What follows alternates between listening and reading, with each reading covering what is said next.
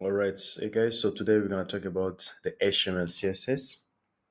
So CSS stands for Cascading Style Sheet. CSS have a lot of work. It can control the layout of multiple web pages all at once, as you can see we have here. And then, so what is CSS? Cascading Style Sheet is used for to format the layout of a web page. With CSS, you can control the color, fonts, the size of the text, the spacings between elements, how elements are positioned and laid out.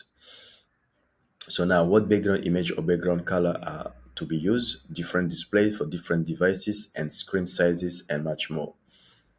As you can see, the word cascading means that a style applied to a parent element will also apply to all children elements within the parent.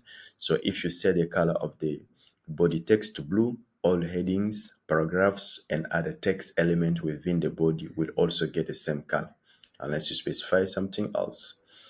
So as you can see, we have three kinds. CSS can be added to HTML document in three ways: inline, internal, and then external. So inline by using HTML style attributes inside HTML element, by using style tag in the head section or in the body, and then by using a link element to link to an external CSS file.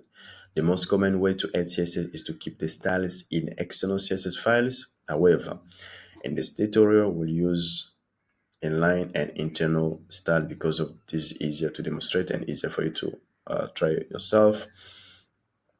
So we have this one here. So this is the inline style. Okay, inline style. And then we have internal CSS. So internal CSS is used to define a style for a single HTML page. And internal CSS defined in the head section of the HTML page within the style element. So it's a style tag. As you can see, we have this here. This is our style. And then you click. There we go. So blue, you can say light gray. Most of the time, you're going to always use light gray. Yeah. So, and then we have our colors and stuff like this. You can see we have this, and then sometime other people, it can happen that you can use it inside the body element as well. So the body elements as well, yeah. All right, so that's it for HTML CSS. So external CSS. An external style sheet is used to define the style for many HTML pages. So to use an external style sheet, add a link to it in the head section for each HTML page. So this one here, you cannot bring it down here. It must just be there. Just yeah, that way is a bit cool and then organized. So if you click here, this kind of like an example, and then there we go. So the external style sheet can be written in any text editor. So the file must not contain any HTML code and must be saved in a with a .html extension. So the style.css is going to look like this. So this is the way that's going to look like, and then you put your CSS aside there. So now, with an external style sheet, you can change the look of an entire website by changing one file. So we have CSS color, font, and sizes. Here we will demonstrate some commonly used CSS property. You'll learn more about them later. So as you can see, we have color property, define the text color to be used. We have font family, and then we have this font size. Use of CSS color, font family, and font sizes. As you can see, we have different way here. H1 paragraph, and then we can test it.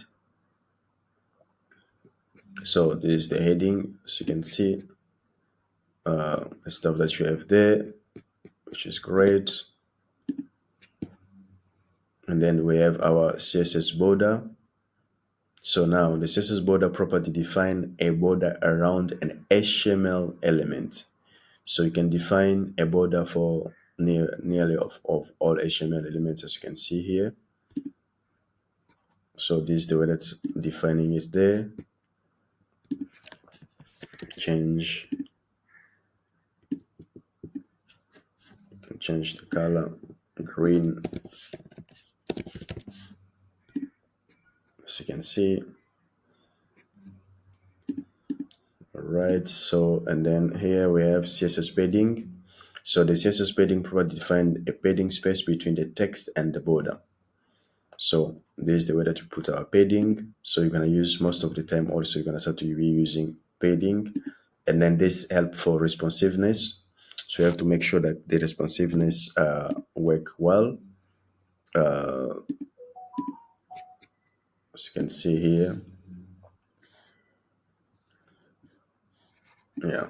So you cannot have, let's for instance, 100 padding on the left and right. So if you go there, you see how it looks like.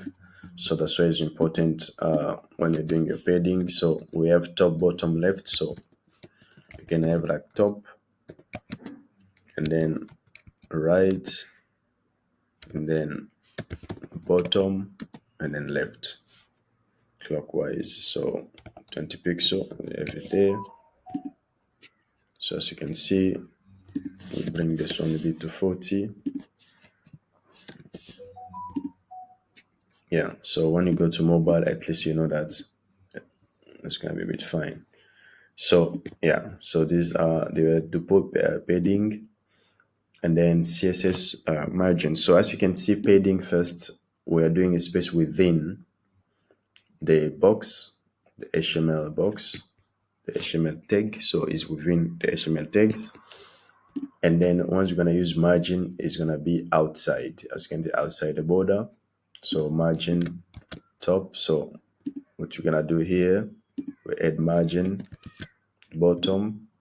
You can see margin add some space around. So left and right, most of the time the left and right, we're not going to use the left and right margin. Most of the time we use margin top and bottom, as you can see there. So yeah, top and bottom. And if you want to have different, top different and bottom different, let's say for instance let's say bottom, okay, there, okay, 20, and here we keep 20, or we keep it 0. Yeah, so here, because we already have some stuff there, so we have padding already here as well in our HTML. The P paragraph also has stuff. Let's say 0. Once you can say 0. So the system has the browser system has already a padding, a margin bottom already by default. So if you don't want margin, the default margin, you can click 0, and then it's gonna disappear. So okay, link to an external CSS. So external style sheet be referenced with a full URL or with a path relative to the current web page. As you can see here, you can try it. This is the way that the CSS coming from this URL. If you copy this link here, okay, copy the link, go to check it. Yeah. Okay, so we missed one thing.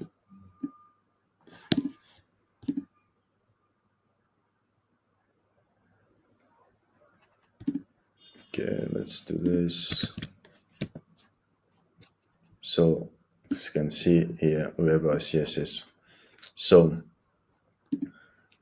now the example link to a style sheet located in the HTML folder of the current website. So when you are, so this is helps for, let's say for instance, for CDN. So it's gonna happen where you're gonna need to get a CSS from external platform.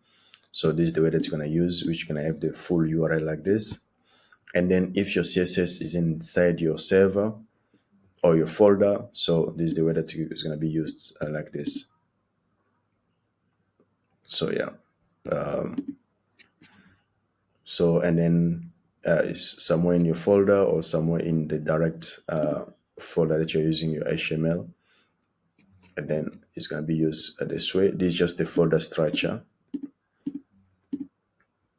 Okay, so now there is a place where you can read about path, chapter HTML path, file path there.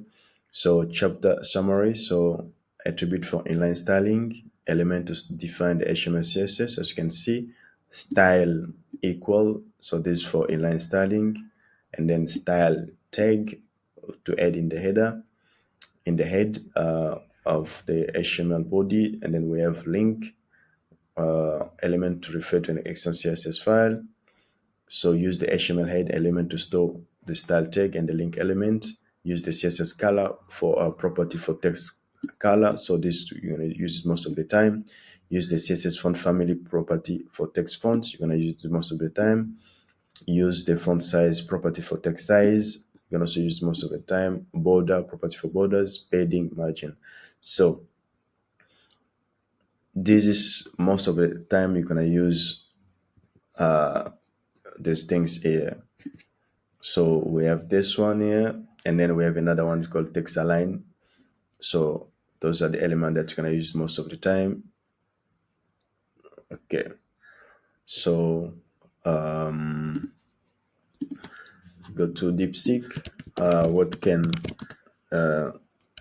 beginner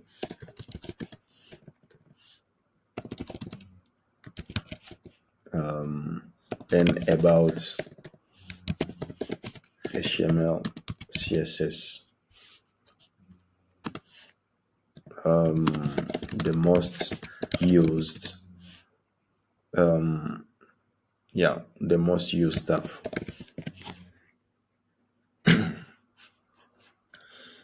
So here we just want to focus about what are the elements that is most used. So we don't want to get like all this other aspect of stuff is going to be difficult. So we have inline style. So you're going to use it. So most of the time we use inline style while we are developing email, a custom email template. So you're going to use most of the time you use that. And then all when you're building a modular layout. So sometimes you're gonna use also inline style to override your CSS that they're coming from the external file.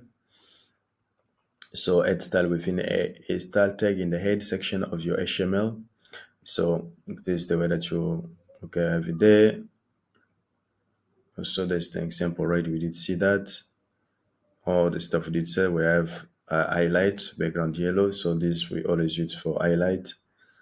So, and then font size, padding, universal selector target all elements. Then you have that. Okay, here are some of the most common used CSS properties. So we have all the stuff there. All right. So as you can see, we have color, we have font size, we have font family, we have text align.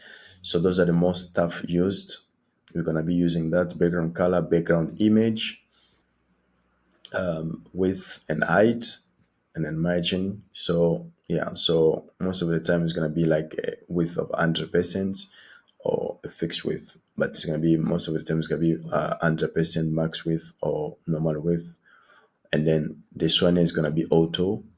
You see, but it depends on certain things where we can give it a fixed, but for responsiveness, this is gonna be it can be auto, it can be 100% auto. We have margin top, margins, we have paddings, a border, display flex. So most of the time you're going to be using this display the elements, display the flexbox, or it can be grid. Yeah, so all those elements you're going to see we're going to be we're going to be using that. So those are the most elements we use. Justify content center, okay, or all those elements. So this is the way that you use CSS units, so absolute unit fixed size. So we have pixel, we have this, relative units. We have percentage, we have EM, REM, VH. So those are the element that we're going to start to be using. So this most of the time we use for fonts and for blocks, and then those you're gonna just see them nicely when we're gonna start to be building like a page, so that you can see them in action. CSS specify an inheritance determines which style apply when multiple rules conflict. So as you can see, we have it there. Okay, so and then there is also another way of doing this where you have your root, you define your style, and then after that you start to call them as variables. And then here an example that we have here. All right.